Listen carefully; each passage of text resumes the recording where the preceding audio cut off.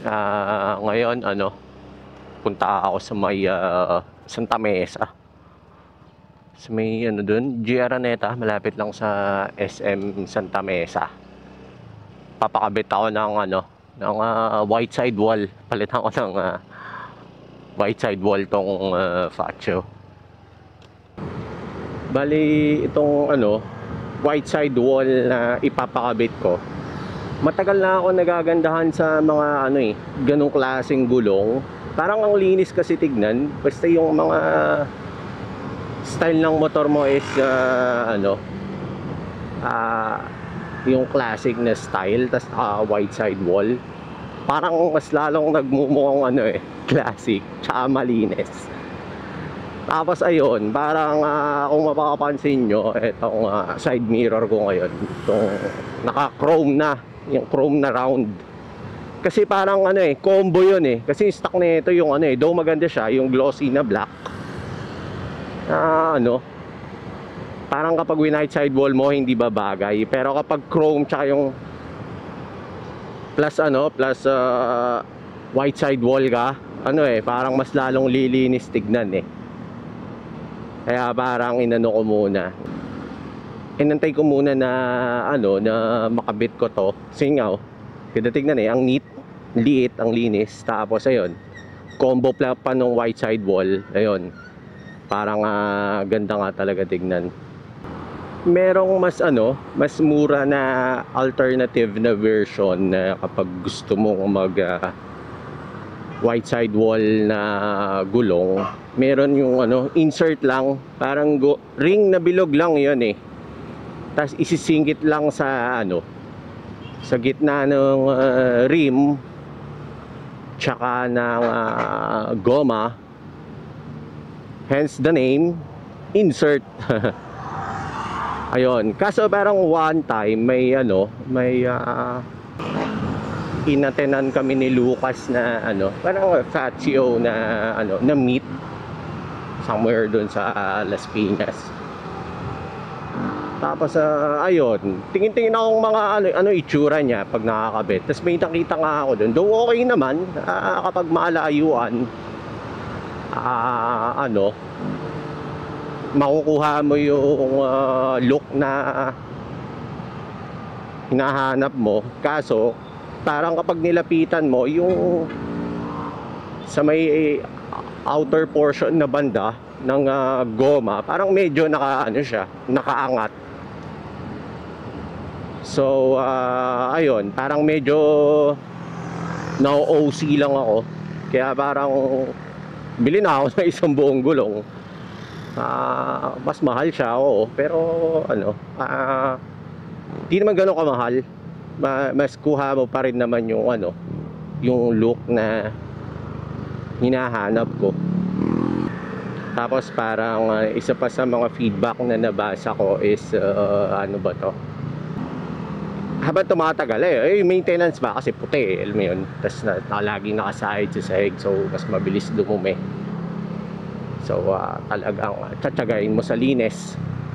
Pero ayun nga, with a great pogi comes great responsibility. Dito na din ako sa may Santa Mesa.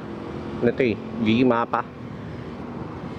Tapos kanan ako dito sa may Ramon Magsaysay Boulevard. Yan. Kasi yan ito na yung SM Center Point. Pag diniretso mo yung Aurora Boulevard, pero kaliwa ako dito, malapit na lang dito lang, pagkakaliwa lang na itong G. Araneta. Parang nakita ko lang sa Facebook yung store pangalan niya Leon Boy. Ayun, parang bebenta siya ng, di ko alam kung gulong lang or iba pang motorcycle accessories. Pero dito, kaliwa lang dito.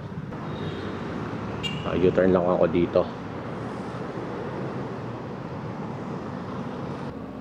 Nakita ko lang to sa Facebook Tapos parang siya yung pinaka okay na deal ng yung iba medyo OP overpriced.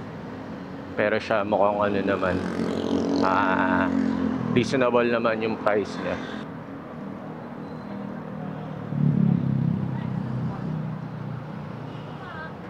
May tire changer pa sila dito. Ate, ay. Kenda na white tire wall.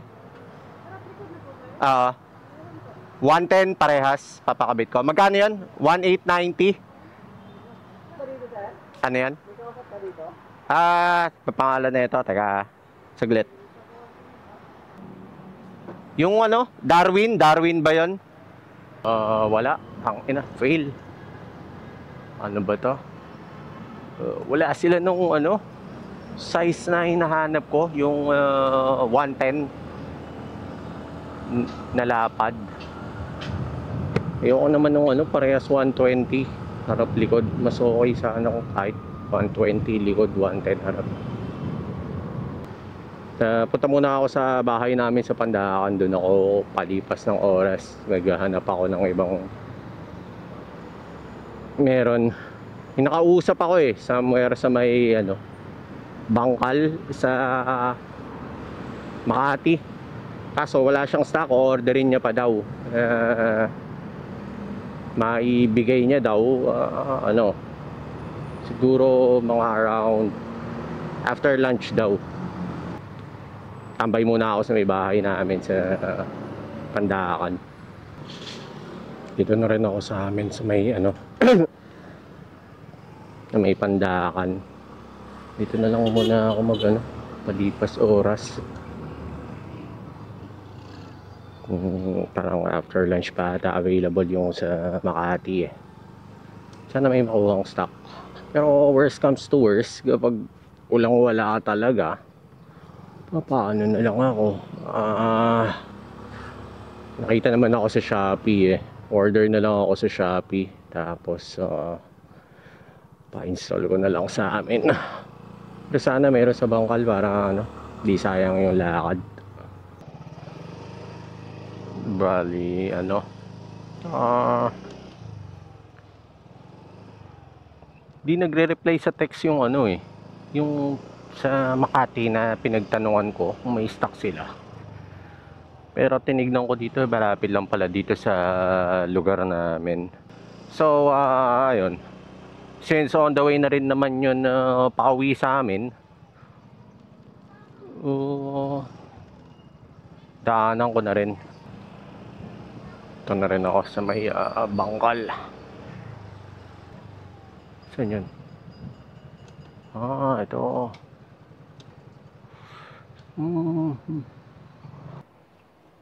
Wala.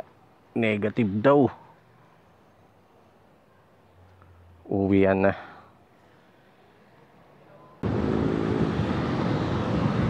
So, ayun. Wala din daw silang di daw kaya ma-deliver ngayon yung stock. Kaya, uwi na ako ngayon. Order na lang ako sa Shopee. Tapos pakabit ko na lang sa amin. Bali, dumating na yung ano, gulong na in-order ko sa Shopee. Buksan ko. Check ko lang ngayon kung tama yung dumating. Tapos pa-install ko baka ano, kailan ba? Ito. Ayan.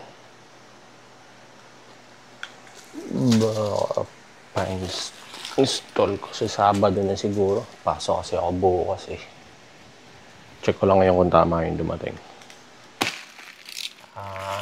Uy, putang ganda. Tama. Nice, ganda.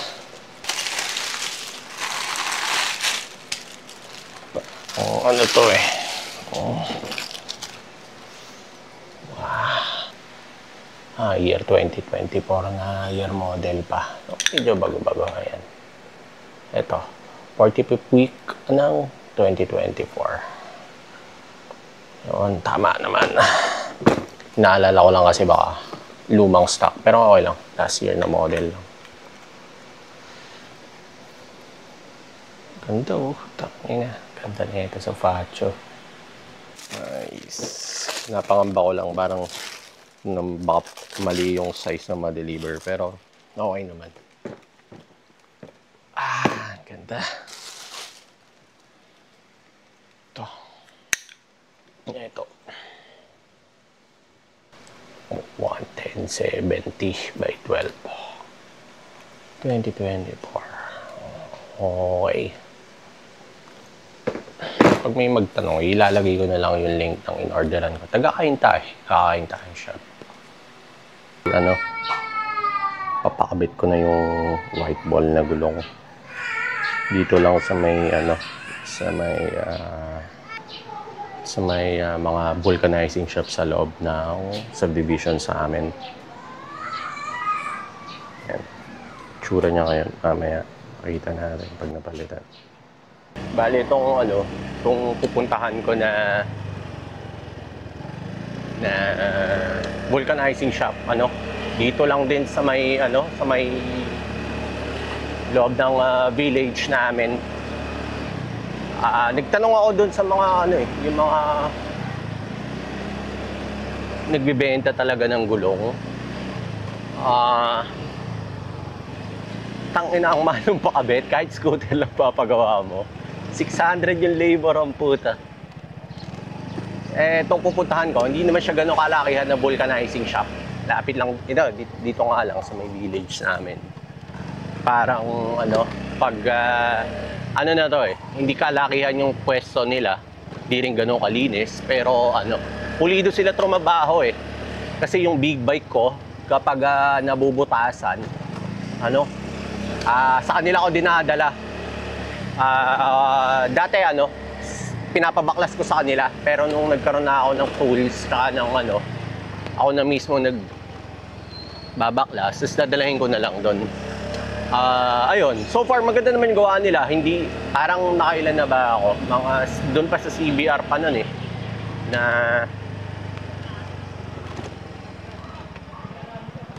doon pa sa ano yun eh, CBR na 500 ko pa nun eh. Hanggang dito sa big bike. Siguro mga nakakaano na ako. Pati yung pickup ko, tsaka yung Montero, doon ko rin pinapatira. Halos lahat ng gawa nila ano, parang never pa, parang siguro more or less lahat ng sasakyan ko mga naka more or less 10 na palit na. Sila lagi yung tumitira ng sila lagi yung gumagawa. Wala pa akong experience na yung ano yung labi, nagasgasan yung labi. Talagang maganda yung gumawa. So, ayun, doon ko na din dadalahin to. Kumbaga yung shop na yun, yung definition ng ano eh, don't judge the book by its cover talaga eh. Kasi wag titignan mo, parang hindi ko magtitiwala sa gawaan nila eh. Pero ano, parang lahat pulido, wala pa akong trabaho na ibinalik dun sa kanila. Tapos, yung camera angle ko pala, pagpasensyaan nyo na wala akong ano, ganyan na lang muna, third person. Wala akong POV shot ngayon kasi ano eh,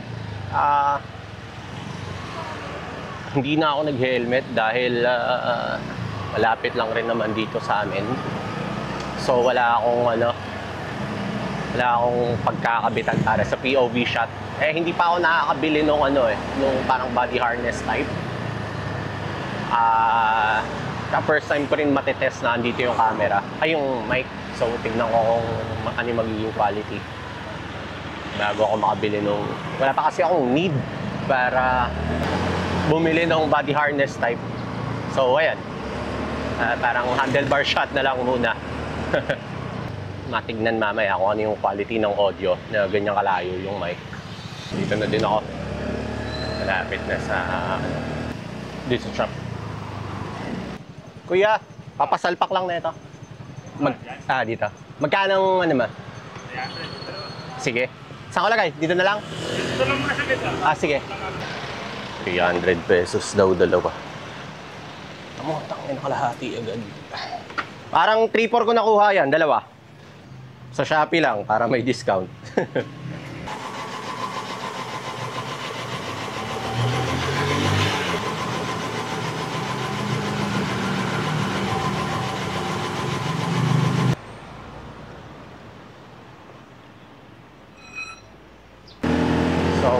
ayun, napakabit ko na yung yung goma. Hanap na lang ako ng magandang pwesto para pakita ko sa video. Ganda, puta. Mukhang Amerikano yung motor eh. Linis tignan, tapos sakto, puti pa yung katawan. Sobrang bagay nung white sidewall sa Faccio. Punta ako dito sa may park dito sa amin para magandang makuna ng video. Dito. Ang linis, diba? Terno yung puti. Tsaka dun sa sa side mirror. Panaalo. Angas. Ganda. Sulit.